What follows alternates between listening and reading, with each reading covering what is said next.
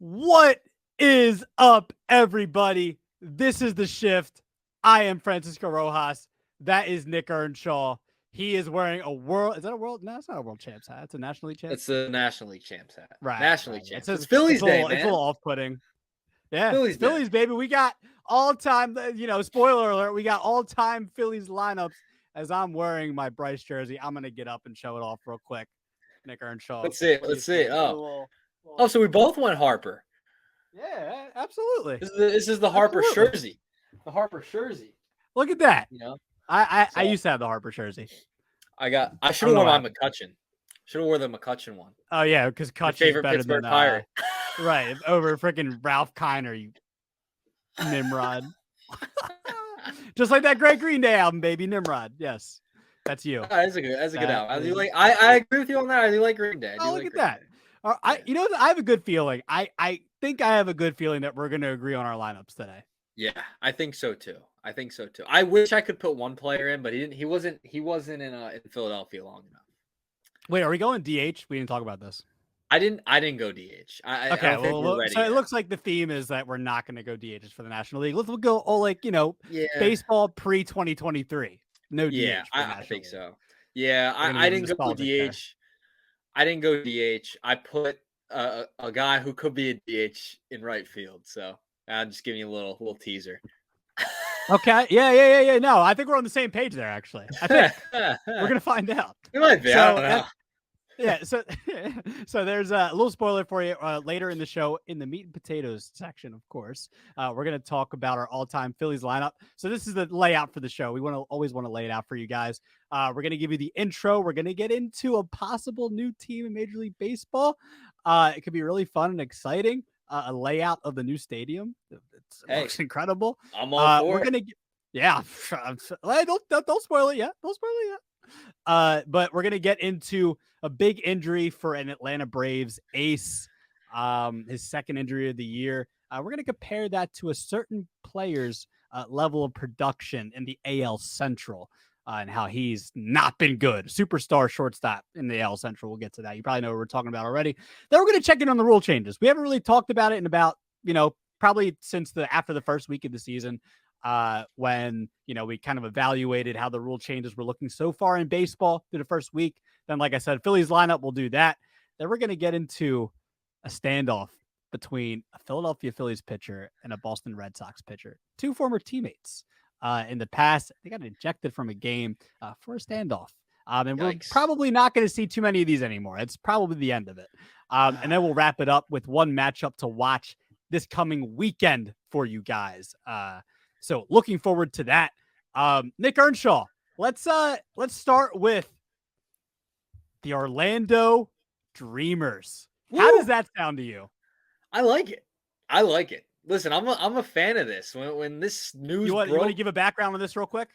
Yeah. So there's a group in Orlando led by Pat Williams, who's the owner that brought NBA basketball to Orlando. He now wants to bring a major league club to Orlando.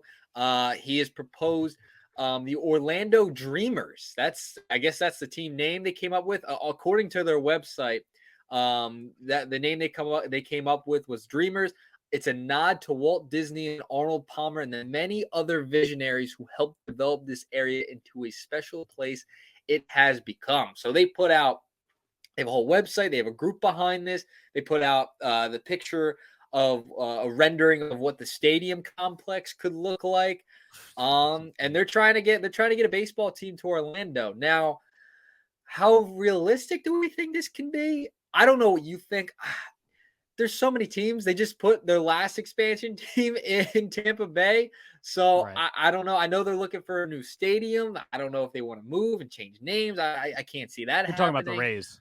Talking about the Tampa Bay Rays. So, and this is going to be like, you're probably not going to get expansion teams for a very long time after Major League Baseball does expand this next time. I like the idea of having Orlando. I think Orlando, they have the Magic. They have a soccer team there. I think they have an MLS team down there that people enjoy. Is it Orlando FC or something along those lines or whatever it is? Not too familiar with soccer down there, but I do know they have a team in Orlando, but The Orlando City uh, SC. SC, SC or Yes. FC? No, What's SC. SC stand Like for? like Sports Center. Oh, okay. I'm not saying it's That's it. Sports Center. I'm just saying like SC. Dun-dun-dun, That's all I'm saying. dun-dun-dun. Soccer crew? Is it the soccer crew? Soccer crew? That's pretty cool. What? I'm not. I I'm know not. the I'm just. I'm not saying that's what it is. I'm guessing. well, we'll go with it. Let's roll with it. Yeah. No, but this is cool. I thought they put together Orlando Dreamers sounds like a pretty cool name. I mean, the rendering of the dome stadium they had looked pretty cool. Oh yeah. I don't know. I feel like we've heard a lot of cities. Does Florida need another team? I don't think it's going to happen in Orlando. I don't know. So first things first, SC stands for soccer club. Duh. Like I'm an idiot. I'm not saying duh to I you. didn't even catch you on that. Yeah, I'm a little bit of an idiot SC, too. So yeah, no, it's all right. Well, we already knew that. You didn't have to say that. But anyway, as I was saying, before you rudely interrupted. Shots fired. Just kidding. So here's honestly, here's how I look at this. Okay. And maybe I'm being, you could tell me if I'm being a little delusional here, Nick. In Oakland, did you see the layout for what the new Oakland, because obviously it's not happening anymore, but a couple of years ago, the layout for the stadium, what it would have looked like in Oakland, right? It looked incredible. For me, if the stadium looks that crazy, that beautiful, especially in a place like Orlando, which is a huge market, gigantic market, that will draw people. At least in the early years. I think the team still has to be pretty decent, and that might take a while, blah, blah, blah. I mean, look at the Diamondbacks. They won the World Series in like a decade or whatever. I don't think, not even. Like, they might have came in like 94 or somewhere around there. So, like, for me, the way I look at it, it's Orlando. People like to have fun down there. Just like in Vegas, where the A's are going to be. People go to Golden Knights games. It does help that they're good. It does help. They just beat the brakes off the Oilers last night. Okay. It does help that they're good. I'm not saying that. But, you know, it's Vegas. It's like, oh, let's catch a Raiders. Well, I mean, Raiders is different because it's football, but you get the point. You know, people are going down there like, oh, let's catch a Raiders football game. Let's catch a Las Vegas Knights, Golden Knights game. Like, and the Athletics will be the same thing. Like, people are looking for stuff to do down there. I mean, obviously they're there to gamble, but you know, it's an attractive, it's a good place. And I think the same thing for Orlando. I do. I know it's Florida, and I guess you have a little bit of trouble in Florida sometimes, but part of that is that the Rays stadium is terrible. It's terrible. It's like literally the worst. I've never been there, but from what I've heard and I've seen on TV, it's the worst place to play baseball or go to a game. It's so bad. Okay. So I really think that a stadium as beautiful as it is, and I'm sure you have seen it, not you, just you, Nick. I'm talking to the audience. I'm sure you guys have seen it, or just Google it, Orlando Dreamers. I wish we could, you know, maybe for the YouTube video, I'll put a picture up here, so you guys can see it. But it looks beautiful. It looks amazing. It looks like SeaWorld and a baseball stadium put together, and I'm all for that. It's going to be across from SeaWorld. It's going to be like right near SeaWorld. Exactly. That too. Yeah, that's where I kind of came up with it because I knew it was going to be across from SeaWorld. I think it's a draw. I think it's a big deal. It's a draw. I think people will go. It's a draw. Here's my problem. 93, two new NL teams, right? The Rockies and Marlins. And then 98, the last two times that the MLB's expanded, teams have been in Florida. Are they going to get another Florida team? They already have trouble drawing fans in Miami to Marlins games. I know the Rays are much better, but when they're not very good, nobody's showing up to Tampa Bay to watch those games. Yeah. Orlando's a better market, I feel like. It definitely is. Tampa Bay. Just because of the travel and the tourism, it's another thing to do in Orlando. People can add it to their vacation plan. Say, hey, let's go check out a Dreamers game. It's a new thing. They can go from SeaWorld to one of the amusement parks around there, Universal, Disney, and then go to the ballpark. It's all in that area now. So I think it's a great idea to have a team in Orlando. I just don't know if Major League Baseball would do it just because the last two times they've added a team to the league, it's been in Florida. It's been in Miami with the Florida Marlins. It's been in Tampa Bay with the Devil Rays. So I love the idea of having a team in Orlando. I think it'd be awesome. I don't know how reasonable MLB is going to be about it, saying, hey, we're going to add a third team in Florida. I don't know if I see that happening. I feel like Nashville I feel like Nashville's the spot, man. I think they're gonna You're really probably make a right. push. Honestly, you're probably right, but I do see there a path being to it possibly, It working out there. could. But you're probably right, but I'm just saying I can see a path to it being I'd be on successful. board with it. Don't get me wrong. Yeah. As I know much as like we're I definitely don't, both on board with it I with love it. For the most part. Yeah. I love it. I Yeah. think they do it right too, especially with the interest in the soccer team, in the Magic. I mean, the Magic, PSC? when they when they had Dwight Howard and people were into it, and Agreed. when they had Shaq early on, Mm-hmm. you could dream, it could work. It could work. You could Magic could dream. work. You're right. Yeah, you could You could dream. You dream. could dream, and that's what Orlando's for. Right, let's go dream, baby. All right, Let's go dream. let's move on. So let's move on to our next topic. I think, but we'll just agree to disagree, sort of there. Like we both want to see the Dreamers there. It'll be cool. So let's talk about. I initially wanted to go kind of like injuries and notes type of thing, Nick here, but there weren't too many, intriguing injuries really besides Max Fried. So I kind of thought about this because a certain Twins superstar shortstop that decided to come back to Minnesota, Carlos Correa, has been horrible at the plate. I believe he got booed, right? He got booed in Yeah, he got Minnesota. booed. Yes, he got Yeah, he booed. got booed. Oh yeah, but of Boomers. course Minnesota's not going to get any crap. Oh, he got booed, but it's not Minnesota that's booing him. Just like of course, I'm biased in Philly. Yeah. Like, oh no, Philadelphia fans, blah blah blah. But that's besides the fact. I don't want to go too much of a rant there. All right. So, Max Fried, this is his second injury this year. If you look at his injury history, has a pretty big injury history. I'm just going through the list now, even if it's just short things, days missed. Had an injury in 2022, concussion. Finger injury in 2021. Missed a couple of weeks. Hamstring injury earlier this year, and hamstring injury a couple of years ago where he missed almost a month. Back injury in 2020. Finger again, 2019. Groin 2018. Finger in 2018. He has an injury history. So this is a big deal. This is his second injury. He's not out for the year. I think from what I read on CBS's website, CBS Sports website, expected time is 3 weeks, so June 1st. Not the end of the world, but another injury, Nick. Bigger deal, though. Carlos Correa over the first 5 weeks of the season has been terrible. 72 OPS plus, not even hitting above the Mendoza line. Been terrible. But the Twins are in first place. But I want to get your take on it, though, first. Bigger deal. Fried, another injury, or Carlos Correa, bad start to the season for the Twins? I'm going to go Correa. Just because they just signed to that big contract. And I'll get into Fried in a second, why it is important. But I'm going to go slight lean towards Correa struggling. I mean, this is a guy you just gave $200 million to. He almost left, and now he came back through 36 games, $185 at the plate. He was quoted saying after the game on Tuesday against the Padres, which they lost, he said, quote, "I'd boo myself too with the amount of money I'm making if I'm playing like that." So he's aware of how bad he's playing.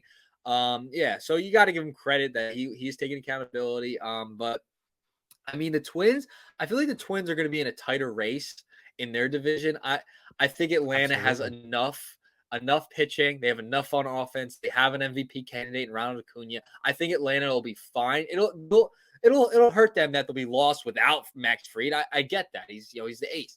But I think Correa is struggling. And if they continue, I mean, it's been a month and a half now, and he really hasn't gotten anything going. If they continue, it's going to start to be like, hey, we just paid you all this money. You're not contributing, especially when they're in a division with the Cleveland Guardians, who are 2 games behind them. Detroit's had a good start to the season as well. So I think that division, especially with Cleveland right on their tail, who's always a good team, seems like every single year now, I think Correa's offensive struggles are going to be more important than Max Fried going out of the line, because I think the Braves can live without Max Fried for a little while. Yeah. And surprise, surprise, we actually agree. You made pretty much all my points for me. I took them from you. You pretty much did. No, I mean you're a smart guy from time to time, so I'll give you that. In all seriousness, though, like I mean, Carlos Correa, like you said, big contract. My whole thing is like I was looking at the Twins' overall numbers here. I think I have it up here, Fangraphs. Okay. Where is it? It was their off. There you go. Okay. So hitting right now, and they're getting away with this because the AL Central is the worst division in baseball. Yeah. Okay, it's But the AL East is best. it's very close. But it's very Yeah, close. That's it's the very problem. close. You got the Cleveland's. I think Cleveland will get hot at some point, and they'll kind of, That's the why White they Sox. need I Correa. don't even know. Right. That's exactly. And so that's what I'm saying. You took my points pretty much. I mean, look at. I'll just bring up their numbers. 30th in batting average, 28th in on base percentage, 24th in OPS plus. This is all of baseball. 21st in runs scored. But on the starting pitching side, they've been great. ERA second in baseball, WHIP first, walk per nine, third, K per nine, second. I mean, it goes on and on. Relief, their bullpen's been middle of the pack, 14th in ERA. But look, dude, you're gonna need in a lineup where it's Buxton. You can't like rely on him to stay healthy. You can't. You got Jorge Polanco, you got Gallo, but can you really trust Joey Gallo? Like Max Kepler's in the top of the lineup, but like Carlos Correa is supposed to be the dog for this lineup. He has to be the dog. Like you mentioned with the Braves, like Strider is incredible. Bryce Elder has been really good. Like the Braves rotation has a little more leniency. Yes, they do need Max Fried. I think they're going to need him for like a playoff run and all that stuff, but they'll make the playoffs. Again, he'll be back, but it is a concern about his injuries because he's had a lot of injuries in his career. But I think we're in agreement. Like the Correa thing, they got to have him get going. I think he will get going at some point, but if we're just, hypothetically right now, which is the bigger deal? I definitely think it's Carlos Correa, man. 100% in agreement with you. You did a good job. Look at you. Proud of you. Carlos Correa. It's Carlos Correa. But we wish Max Fried good health, and we wish Correa to play well because it's good for baseball when both of those are healthy and playing well. Yeah, he went to like 3 different teams this offseason, ended up going back to the team he started with. So, I think Correa, he's more important to that lineup. For the Twins, the Braves can get by because they have the depth in their rotation. They can get by for a little while. And their offense is freaking stacked. Yeah, exactly. So I think the Braves will be okay for a little while. According to Mark Bowman, Braves beat writer for MLB.com, he tweeted out yesterday, May 9th, Fried's MRI didn't create any concern about possibly needing a second Tommy John surgery, so he will be shut down from throwing until his forearm heals. He'll then have to build back up and basically go through spring training again. So timetable is TBD, but this won't be short-term IL. So this is not June 1st. I wouldn't count on it. I mean, he went on the 15-day. So he's on the 15-day. I'm just telling you what I read on CBS. That's all what I'm telling you. He went on the 15-day, but according to the beat reporter Bowman for MLB.com, it might be a little longer than June 1st. But I think even if let's just say hypothetically, like Fried was out for the year, I still would say Correa because I agree. Yeah, because they need to. All right, so let me make this one point. It's not like the Phillies them losing like a Wheeler at the top, right? And like they need their top 2 guys because after that there's a drop off. So I think the Braves will be okay. Yeah, no, that's a great point. Great point. So let's get into. Come on, let's eat, bro. Let's eat meat and potatoes. Is that time? You got your spoon? It's that time. Spoon? It's that time. I got my napkin here. I got my water. I got my plate. I'm ready for dinner, dude. I'm ready for an early dinner. It's 3:00 Eastern You know what time. I had for lunch before we came on? I had a pizza bagel. No. What? Oh, a big pizza bagel. It was a college staple when I was in college. A staple at my college house. Yeah, staple. Nice. You get the bagel. Anything that's related to pizza. It's great. And bagels. It's fantastic. Love pizza and bagels. You got the sauce, the jarred sauce. You put it on there. You get the cheese. You sprinkle it on, and boom. Right. There you go. Not meat and potatoes today, but right. I'm happy for you though that you enjoyed that. I'm happy. It was great. I had enjoyed my lunch today. Yeah, good. I'm happy for you, bro. Now you're a happy guy. All right, good. All right, so we're eating, man. We're eating his meat and potatoes. Let's get Nick. Let's check in on some of these rule changes. This is what we do with the shift. So we got to check in on how is baseball moving forward with these new rule changes. I'm just going to start here, Nick. I'm going to just, because I know you have a different perspective on this, or not perspective, but you have some info, and I'll give you some info. I think it's good that we both kind of, took different angles with this. again, I'm all for moving baseball forward, but this is just all I'm just going to give you is the stats, and this is where we are. Okay, games. The one thing I do like, games are moving quicker. I like it. I know you want to eat your snacks, you want to eat your pizza bagels between innings and stuff like that. But the games, 2 hours and 36 minutes on average. Right now, I had where was it up from yesterday? Where the heck is it? I have it. I'm gonna bring it up. Here it is. So 2 hours and 38 minutes actually just updated. Like 5 minutes ago. 2 hours and 38 I have some minutes. time for my pizza bagels now. There you go. Look, it's the next 2 couple more minutes. minutes. Yeah. All right. So that's a half an hour almost up from or down from last year. 3 hours and 6 minutes. And that is the lowest since 238. That is the lowest since I'm gonna find it. I think it's like the 70s probably. That's 38, right. 30. There you go. 84 is 2 hours and 39 minutes. So we can just 81 was 2 hours and 38 minutes. So we'll just go with that. So MLB, they're doing what they need to do with that. I like it. I like that the game's moving faster. I think it's good. Batting average, I don't know what they were expecting. I guess I have heard Theo Epstein talk about it and him say that they weren't expecting a huge jump in everything in the first year. But again, this is just us checking up. But batting average is up to 247. I think it's down to 247, actually. I'm looking right now. It's 243 last year. It was 252 in 2019. So there you go. Batting average still down. Stolen bases, big. This is the big one. Stolen bases, it's 0.71 per game, I guess. That's the highest since 1997 when obviously offense is booming. So big thing there. Stolen bases, they have worked. With the I guess the pitch timer plus the bases being closer or the disengagements. Sorry, disengagements. Yeah. And the Runs per game wider, yeah.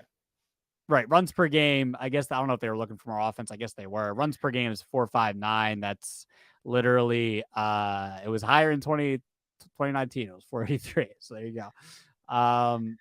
Balls in play. I thought this was a big one to look at. It is down from last year. 24.24. 24.41 times per game last year. So MLB not executing their mission there so far.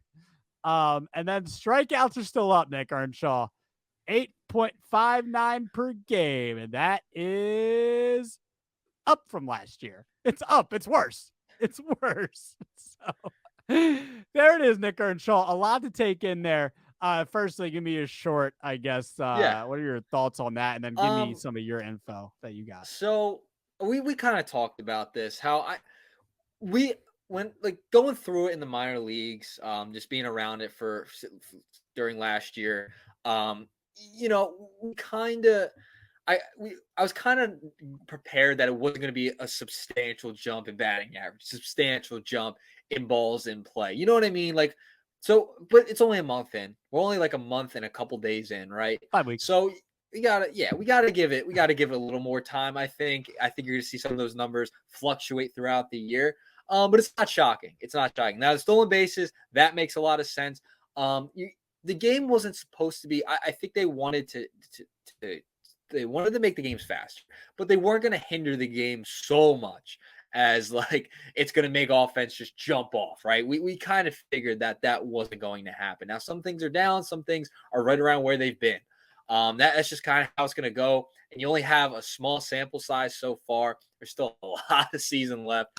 I think things will fluctuate. I think you're going to see some differences, but we're not going to see these gigantic changes that people thought were going to happen by adding the pitch clock. They were going to stay relatively the same. Now, the stolen bases were something we thought were going to definitely jump with the wider bases and the disengagements, and that has happened. But with the pitch timer, there was like in the minor leagues, there was some difference, but nothing like that's like, wow, that the game's really changing back to a big offensive game. The games right? are a lot faster, though. We can agree there. The games are definitely a lot faster. Yeah, the games are faster. That's really the crux of this, right? So it doesn't, the numbers don't shock me that some things might be a little bit down right now and some might be right around the same. It's not shocking to me at all. And I think there's a lot of season left. So I think you're going to still see those numbers fluctuate. They're going to be different by the time we get to the end of the season.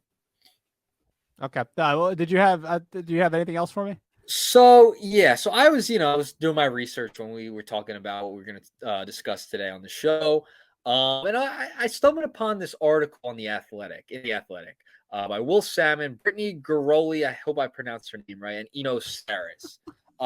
It was titled "MLB's Pitch Clock is a Success, but some still fear an injury reckoning is coming." Now, I thought this was, I went through it, so I'll just kind of give like a little bit of a rundown. There's no data yet at all to suggest that the pitch timer has caused more injuries to pitchers this year or in the minor leagues. There's no data to say that.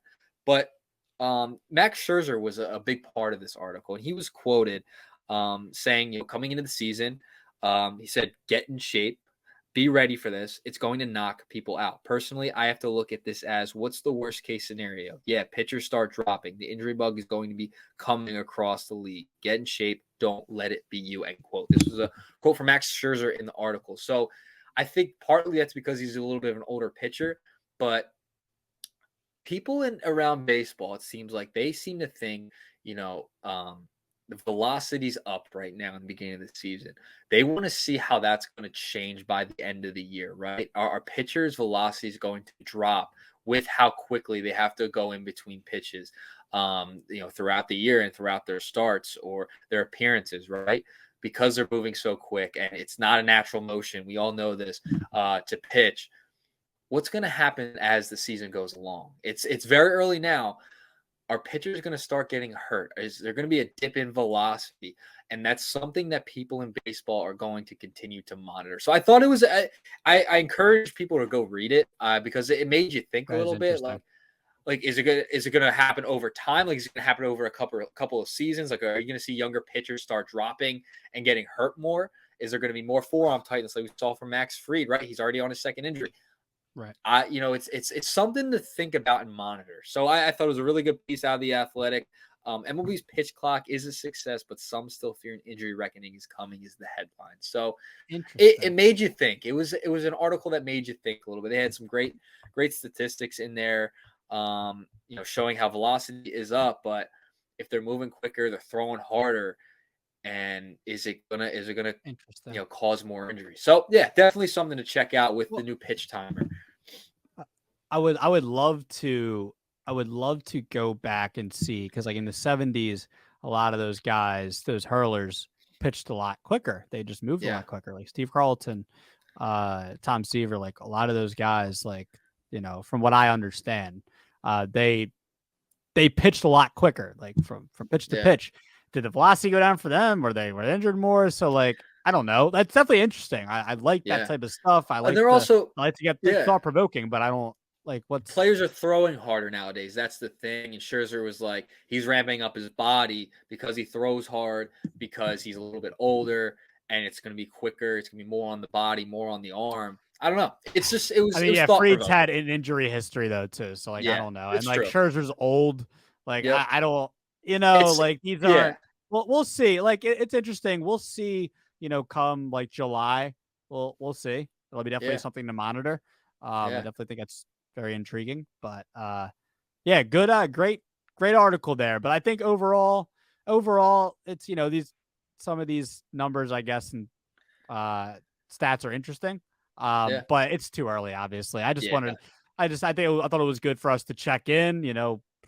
5 weeks into the season, so month and a half. Interesting.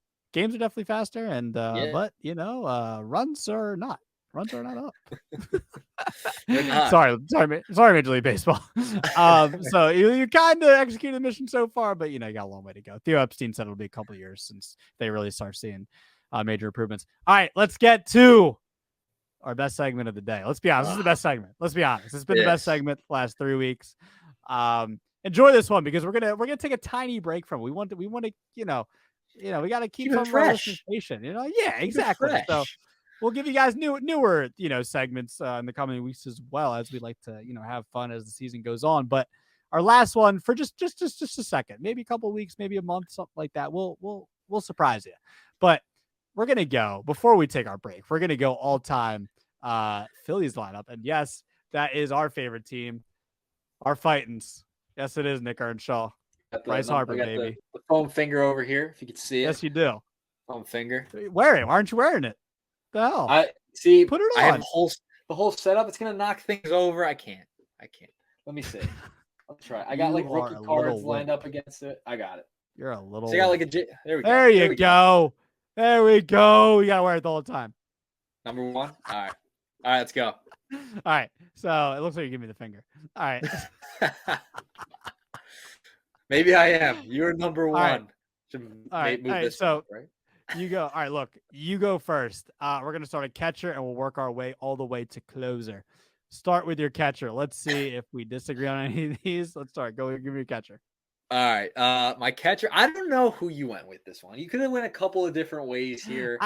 I think I know who you went with, and I'm curious, but go ahead. I feel like I know. I I think you're went wrong. with Mr. Darren Dalton Okay. as my starting catcher. I think I was wrong. I thought this was the pick here. Darren Dalton, rest in peace, legendary catcher for the Philadelphia Yes. Phillies. Won his World Series with the Marlins. But hey, he brought a lot of joy to this city with the years he played here. It was part of that '93 team.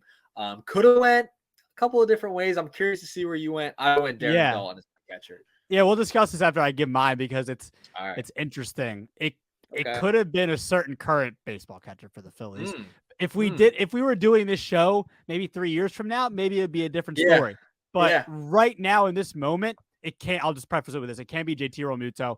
Realmuto's been good, but he's been good. Like I think if you look at Darren Dalton's his prime, especially with the Phils, like he had 2 back-to-back seasons in '92 and '93 where he finished top 7 in MVP voting. A couple of years where he hit 20 plus home runs. That was big for a catcher back then. An OPS plus like from 90 to 93 of 128. It's really good, especially for a catcher. So I thought it was easy, Darren Dalton. So look at us. We agreed to start. Look at that. Look at that. That doesn't happen too often. Look at us.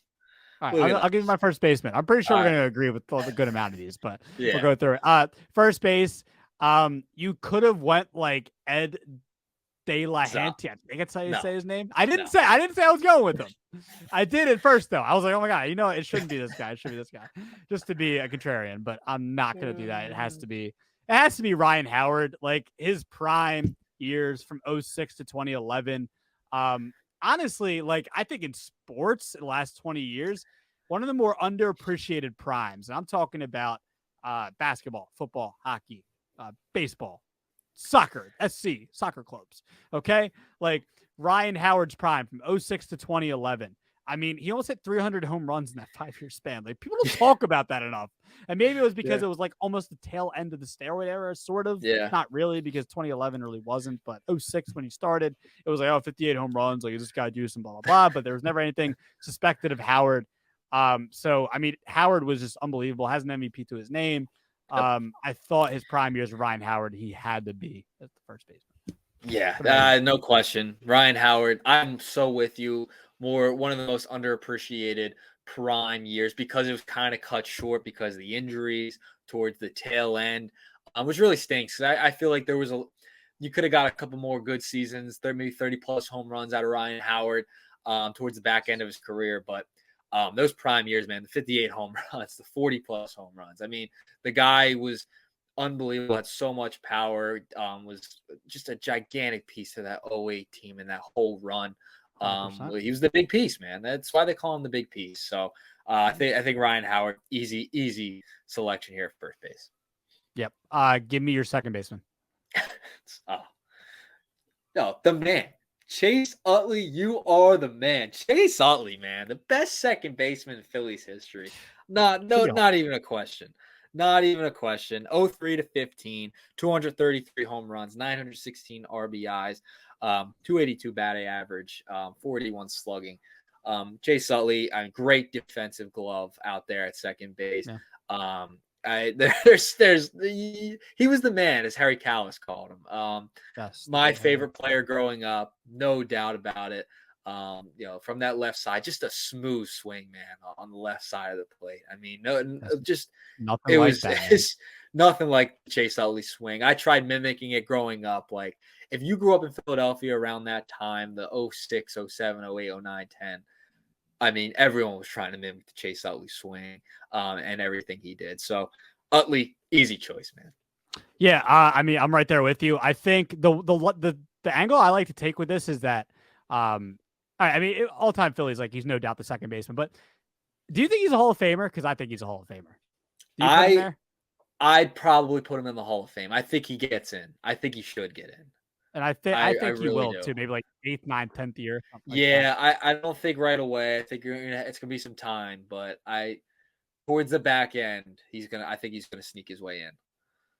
Yeah, I agree. And I think like people underappreciate his peak. Like his peak, Yeah, and I am going to use some a little more advanced metrics, but like from '05 to 2009, like he had a 7 WAR season, 7 WAR, 7 WAR, almost 8 WAR, 9 WAR season in 2008. That's like legendary level. yeah, Um and in 2009 WAR over 8. Like and if you look at his Hall of Fame numbers, like Hall of Fame statistics, like Jaws and like his peak, like the average 7 year peak WAR, which they take with the 7 year peak WAR, they take the 7 best WAR years for a player, and they crunch it together, basically yeah, their peak. And Chase's is almost at 50, and the average second baseman is 44. So I mean, if you're looking at that, like yeah, Chase for second baseman, like he was a really above average, man. He was an incredible second baseman. I mean, Chase, like you said, offensively, defensively, I think he was a little underrated. Postseason, I mean, don't even get me started on postseason, man. I mean, the guy in the World Series, I mean, all yeah. of that, All the home unbelievable. runs, the home run Yeah, record, like, yeah, I don't think it's close, dude. Like yeah. I think he should get in, and then like if you're going just by that era, kind of like who were the better second baseman? Maybe Cano, but he had steroid issues. All right. Dan Oh, Uggla, Pedroia, like he man, should get Ugla, in get because out of here. uh, I'm just Pedroia, naming. maybe, but No, I'm Pedroia just was naming. more like I'm just rattling off Yeah, names. That's all. I'm not yeah, saying Dan Uggla. No, I'm just saying like if you look at that era, like he should get on yeah, the Hall of Fame. He's the best second 100%. baseman of that era. So I mean, I think you also have to take that into consideration. For his time, he was the best at his position. He Cano had was. I mean, maybe and could yeah, Soriano, maybe maybe he played outfield too. So like, I don't know. yeah, I Utley no, Utley's still better than him. Yeah. And then Third Altuve, I mean, base. Go ahead. maybe Kinsler, but Kinsler's Well, not better Altuve than was Chase later, Utley. dude. Yeah, Altuve was Altuve was later. later. That's what I'm Yeah, saying. you're So giving guys that are like Ian Kinsler was not close to Chase Utley. that's what I'm saying. Like And who Kinsler was I'm good. naming off I like second Kinsler. baseman. Like no Yeah, one's no, no, close no. to him. I get your point. I get your point. All right, do Yeah. we even have to talk about third base? Like, do we really have to? We could just No. say it quick. Mike I Schmidt. went with Pedro Feliz. Yeah, Pedro Feliz. I figured. I figured he did. That's Michael Mr. Jack. Come Camden on, River Michael Jack. Shark, man. What did you say? Mr. Camden River Shark. Mr. Camden Who's River that? Shark, Pedro Feliz. Really? Yeah, he played for the Camden When? River Sharks. When? Forget what year he played. I'm gonna look it up. He did play for him. I forget what year it was. He Interesting. played for Interesting. Pedro them. Feliz. You didn't know that? No, I used to go to He River played. Sharks games when I was real little. Dude, I love the River Sharks. What year did he play for them? It was fun going there, especially where it was, Yeah, it stadium was. and everything. I'm Was. trying to figure out. Well, yeah. Well, obviously, while you're trying to figure that out, 2011. 11. 2011. Yeah, Really? 2011 he played. Yeah. Why? Towards the end of his Why? career, man. I guess he wasn't good enough to be in the. Yeah, he played it for Interesting. a very short period of time.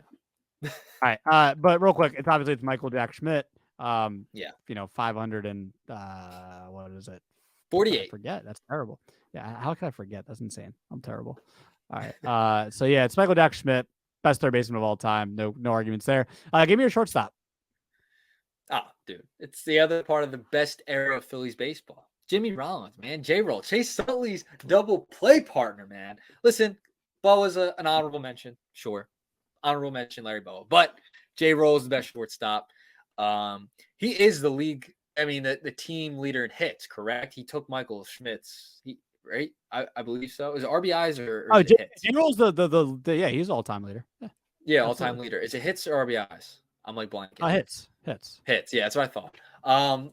Yeah, so all-time leader in hits for the Phillies. You have to put Jimmy Rollins, man. He's the leadoff hitter here for a long time. What helped, part of that great team in '08 and that whole era. I mean, he could steal bags. One of the most probably efficient base stealers of his generation at the time. A lot of arguments if he's a Hall of Famer as well, too. Do you think he's a Hall of Famer? He's not. Let's stop right there. Do you think he is? He's not. It's not It's an so argument. hard, man. I mean, the stolen bases were great. It's not hard. He's not. Hard. He's not. You can't Come get back into the Hall of Fame with a 98 OPS plus anymore, bro. It's not going to happen. I know. You got to have an OPS for a career average of above league average. I'm sorry. Utley I know will that's probably like, get oh, why you go by that metric, but like it is. I think Utley will get it over him. Yeah, Utley 100%. Someone from that era has to get in, and it's probably going to be Utley. Oh, it's 100% be Utley. It can't be Howard. Yeah. His wins above replacement, if you look at like the deep metrics, was not good. Like he had those great offensive years, but he was so bad defensively that his wins above replacement. And then the back end of his career just it tailed off. Yeah. So I think his prime was great, but that's not. I don't think Rollins is going to get in. I don't think it's going to happen. I think he's close, but I just no cigar. Yeah, we'll see. All right, give me your 3 outfielders. All right, my 3 outfielders. I'm pulled. All right, I'm interested here. In left field. Dun, dun, dun. I put him in left. Bobby Abreu is my left. Oh fielder. my god. Bobby Abreu is my left fielder. Always the outfield.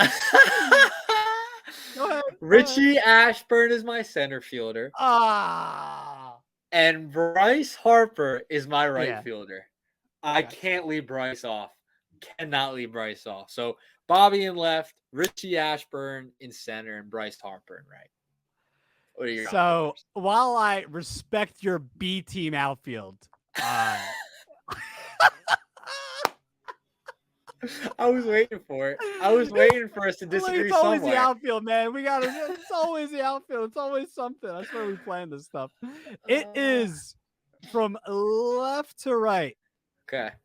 Dick Allen's prime, you couldn't mess with. If you look, there's a reason why people fight for him to be in the Hall of Fame. Yeah, I understand. There's a reason. I want to look at I have his numbers in front of me. If you look at his numbers, really his entire career, like his peak, his consistency, his entire career, whether it was with the Phils, whether it was with St. Louis, whether it was with the Dodgers, whether it was with the Chicago White Sox where he won an MVP. No, he did not. He never really was like who else was in that time period? Like a Hank Aaron, like as far as like, hitting 700 bombs. But over his 15-year career, man, like he has that MVP. On base percentage, almost a 400 for his career. OPS plus for his career, 156. That's incredible. I think overall as a hitter, I take because I went that way with Dick and Richie Ashburn. Richie Ashburn, Hall of Famer, very great player, but I would rather have Dick Allen on my team, dude. I just would rather if like in my lineup, like is overall as a hitter. I'm sorry, man. Dick Allen was a better player, and I like Richie Ashburn. I remember watching him play. You know what I'm saying? Like, I'm just kidding. Yeah. I know you remember watching him play. Obviously. Oh, yeah. You are pretty old. You are pretty old. I am old.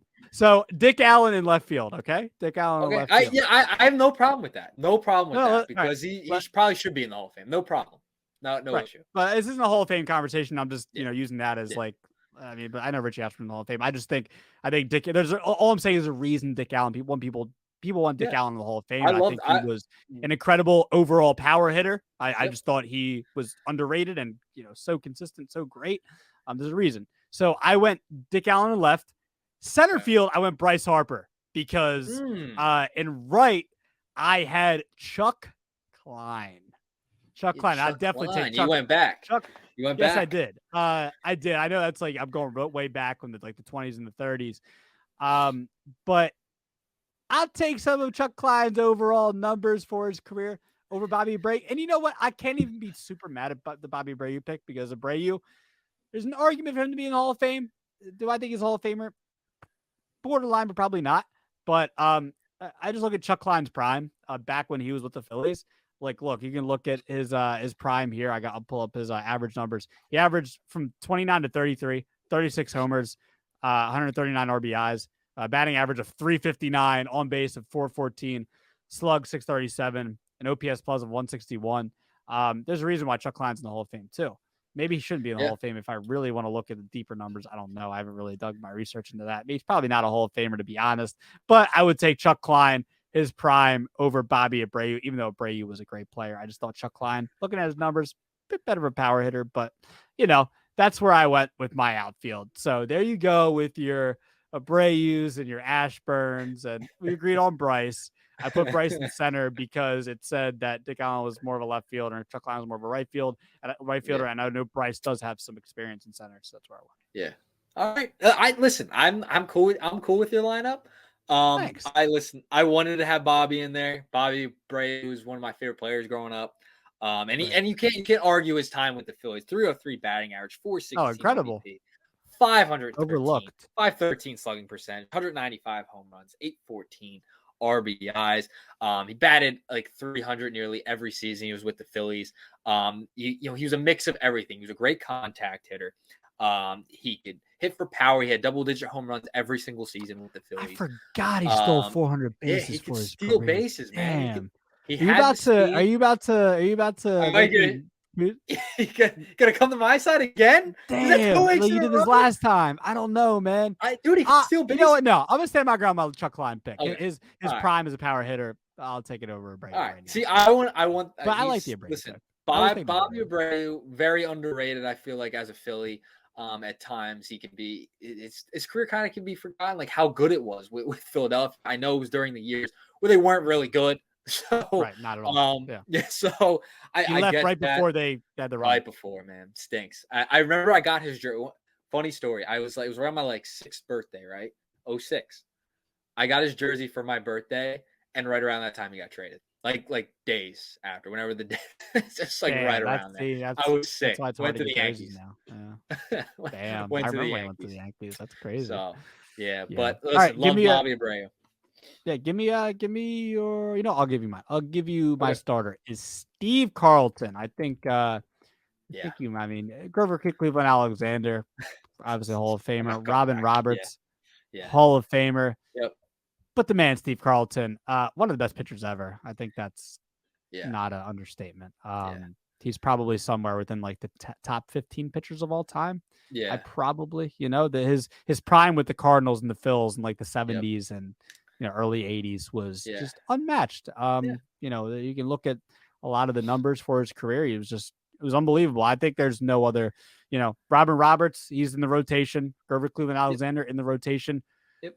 Maybe Kurt Schilling in the rotation. Cole Hamels could be at the back end. Roy Halladay, maybe. I don't know. Roy Halladay didn't. Not here in long enough, though. I don't know, but he was his 2 years here or a couple years here were incredible. Besides his, last couple. But what about you? I went Steve Carlton too. I think this one was pretty easy. He's best pitcher in Phillies history. Part of that 80 team that won the first World Series. 3.09 ERA with the Phillies, 7.4 Ks per 9 with the Phillies. I don't think this one was any question. Steve Carlton, my starting pitcher. Okay, give me your closer. Tug McGraw. It will be my closing. Tug pitcher. McGraw. Yeah, going with Tug, man. Going with Tug. Nah, Tug is my closer. I didn't want to argue anymore, bro. I didn't want to argue. Why are you going Tug McGraw? Who are you picking?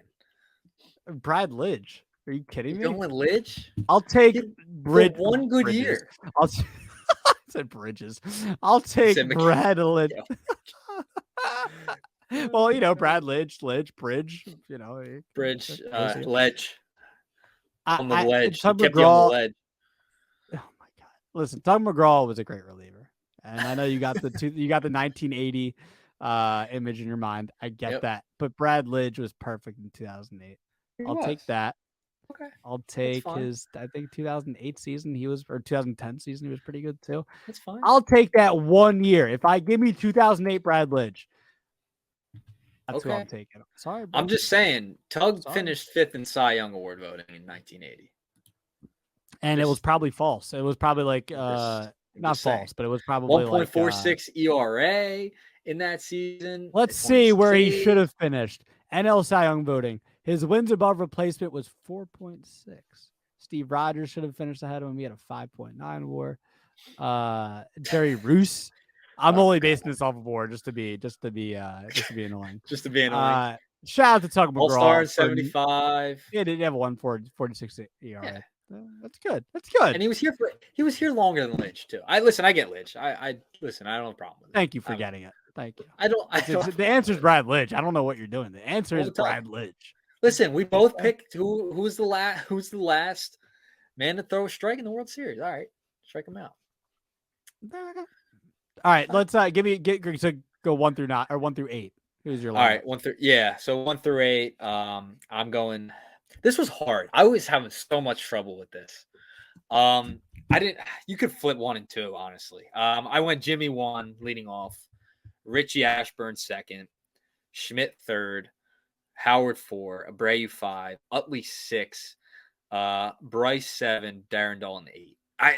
I hate my line. Like, I actually hate it. Huh? Yeah. So imagine Bryce Harper hitting 7th. I know. Like, I hate this lineup so much. Like, I don't. I hate it too because you're not on point with a few of those things. So I mean, a few of those players I'm just listening to, I'm like they're not even. That's going one ear out the other because they shouldn't even be. See, I'm looking at it. I'm looking at it as like I want some speed at the top of my lineup. I want the meat, the order to have some power. I don't know this. You can mix and match in so many different ways. You can put Utley 2nd. You can move Bryce up. Like it's hard. That's the fun part. It's hard. Yeah. So I got J-Roll, I got Utley, Schmidt, Howard, Bryce, Dick Allen. Oh my God, my lineup's murdering yours. Chuck Klein and Darren Dalton. Oh my God. No, good night. This is like the second week in a row where my lineup is obliterating yours. My lineup is killing you. I mean, not really. Not really. Not with Richie Ashburn, dude. Like, let's be real. Richie Ashburn was overrated. Stop. A little bit. God. Do I need to go into the analytic fiend? Yeah, sorry. I like stats that value players better. Oh, because he has 2,500 hits to his name. Look, dude, you play that long. Well, actually, no. He's on base percentage of 400 for your career is pretty good. But that's why he's at the top of my lineup. That's why I can flip him or Jimmy. I get it, dude. I like Richie Ashburn. He was cool. I get it. He was the man. He led the league in triples a couple of times. Led the league in walks like 4 times. Led the league in batting average twice. Led the league in on base percentage 4 times. I get it. You're making more of a case by rattling all those off. Get in my case, bro. You're about to. Oh my God. All right. I'm sorry. That was disrespectful. All right. So that's gonna wrap it up for our lineups. Let me know what you thought about Nick's, how bad it was. Let me know how good you thought mine was. That's not what we're asking. We're not asking about yours being fantastic. Okay. So all-time Phillies, we got our favorite team out of the way. Now we can be unbiased sort of the rest of the way. Okay. Sounds good. I just wanted to make sure everyone knew mine. You telling me I'm number 1? Are you telling me? No, I'm just showing everyone how I was number 1. That's cute, bro. That's cute. It is. Let's get to another cute thing to wrap up the show. We're gonna do a few things here, just quickly to wrap up. Nick, this Matt Strahm, Cutter Crawford thing, where they're friends obviously because they were teammates, in the past when Strahm was on the Red Sox. By the way, Cutter Crawford, one of the best names in baseball. Great baseball name. Great baseball name. But they had a stare off. They looked at each other and they stood there for I don't know how long during the national anthem because that's what players do now. But they both got ejected. So you know what, Nick Earnshaw? I hate to say it, this had to stop sometime. I think it's funny, but you aren't going to have guys just stand there for like 20 minutes. It's stupid. It's a little dumb. It is funny. It's funny for like a week. It's funny for like a week. I get it. But if I'm at a game, like, get off the field, bro. Get off the field. It's stupid. We have a staring contest. Like, me and you can have a staring contest. Like, well, I'm not going to do that. I don't want to stare at your face. But like, I think it's dumb. What's your take? I am in just utter disagreement with you here. It's just utter. You don't want to throw baseballs up to yourself and throw guys out. You don't want to have fun in the anthem standoff before a game. You are just You're basically Rob Manfred. No fun. No, I'm fun at not. all. Don't do this to me, bro. It's nothing to do with fun. It's just like but it's like at what point? At what point is this gonna get like stupid? It's that's what I'm saying. We're ejecting guys for this. This is funny, man. This is Okay, so fun. but This like is you're just gonna sit there fun. and have the games be delayed because guys are like games got to start on time, man. This is great, man. I love this. The fact that we're You so don't love it. You're a worried liar. about. Oh no, I do. I think it's what this is fun. Baseball's fun. Sports are fun. We're having The fun staring here. contest is fun. Yes, it's so fun. Dude, I no, love it's it. not. It's Come on, awesome. bro. It's awesome when they do this before the game. Now, if it starts getting out of hand, they're doing it every single like that's different. That's the point. It's like that's the point. It doesn't get out of hand. It doesn't happen all of the time, though. This just happens I every see once it in a a lot, while. man. I see it a lot every once in a while on my Twitter. It's give too me much. a break. Give me a break. It's fine. It's fine. I love this. It's a little bit of excitement and joy before a game. It's funny. Who's gonna win? Who's gonna stand there the longest? Who's gonna bend or break? I think it's funny. It's just a little like one of those nuances that I like. I think it's a great thing. That the fact we're so worried about making sure the game is quicker and we're ejecting guys and we have to put in 2 days before that a guy's gonna get a standing ovation or he's gonna get a violation. Like this is getting out of hand. Relax, Major League Baseball. You're getting out of hand. You can let the game breathe a little bit. I'm cool with the pitch clock, but let the game be the game and let it breathe. Let's have some fun. To hell with this. I want to keep the stands. To hell with it. I agree. To hell with it. Stop with the ejections and stop with the no fun league. You're turning in the NFL. My goodness. Jesus. Stop. You need to stop with these ejections. Stop with your agenda, bro. You have an agenda. That's fine. My agenda is correct. An agenda. I think more people be on my side and more on the fun side. You're on the old geezer side. Get off my lawn. I like bat flips. I like the Orlando Dreamers and new ballparks. That's fun. I like that. I like I like celebrating. I like pimping home runs. That's fun to me. Not ball flips and freaking staring contest, bro. All right, not that. Okay? Oh man, I see a little gray. I see a little gray in your hair. A little gray? Is that a little gray? I'm gonna have brown hair forever. I'm gonna have brown hair forever. I don't know what you're talking about. It's a little gray. Beautiful brown hair. Ridiculous. Nope. Stop it, Jack. All right, let's wrap it up. Let's finally wrap it up. Give me one thing to watch this week, Nick Earnshaw. Give me like a matchup to watch. What is a pitcher versus a hitter, a pitcher versus a pitcher, a pitcher's duel we might see, or maybe a series or a team versus team you like. Give me one. Yeah. So the Rays are taking on the Yankees on Saturday. I thought McClanahan versus Nestor Cortez will be a fun matchup. The Rays still 29-8 on the season. Yankees, they're still floating above 500, 21-17. But hey, Yankees, they won the division last year. They got into the playoffs. They've just been knocked out by the Astros the past few years. They seem to can't get over that hump. And the Rays right now, they've been to a World Series in the past few seasons. I know it's the Mickey Mouse one that you talk about, but hey, they have a great team. And listen, I think it's gonna be a fun matchup between McClanahan and Nestor Cortez. Cortez hasn't had this great season he had last year so far, 4.74 ERA. But McClanahan, man, 7-0. Disgusting. 7-0. He's been 1.76. The wins. Oh, look at 7-0. I just don't care. Saying, you can still say I know. that. Oh my god, yeah, wins and loss, the worst stat in the world. Oh, it's good to say it. No, it's not. His ERA is 1.76. I'll take that. Sir. All right. All right. We're in agreement though. I guess my angle on it is that Aaron Judge is back. And I think it'll be it's a big boost in the lineup, especially for the Yankees, especially with Giancarlo going down and stuff like that. So I think it's huge for Judge, for baseball in general, to be back. And after the series they had just this past weekend, this is coming back to New York, correct? Yes, right? It's in New York. Yeah.